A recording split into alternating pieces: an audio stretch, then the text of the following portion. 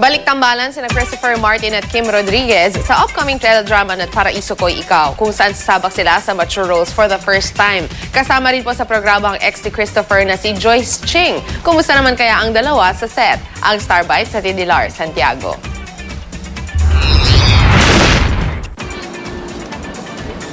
Matatamis ang ngiti ni na Christopher Martin at Kim Rodriguez dahil maganda ang pasok ng 2014 sa kanila.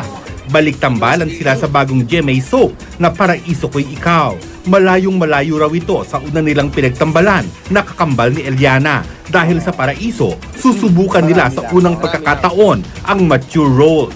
Simula po nung nalaman ko na ako yung napili nila bilang Josephine is pinaghandaan ko na po yung role ko. Ayan. Bago po mag-start, nag-swimming, jogging, nag-start na mag-diet. Labangan natin yan. Pero nagre-ready ako. Nire-ready ko yung katawan ko for this soap. Like by diet? Gym, tapos swimming, tapos jogging sa umaga. Mas lalo pang exciting ang Paraiso Ko'y Ikaw dahil makakasama nila dito si Joyce Ching.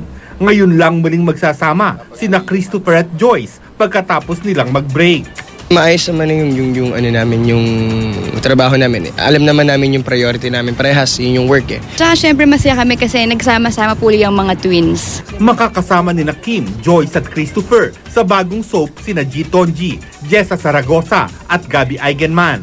Dadayo pa raw sila sa isang magandang isla sa Northern Luzon para kunan ang mga eksena. Mapapanood ang Paraiso Ko'y Ikaw bago ang 24 oras simula sa January 27. Lars Santiago, GMA News.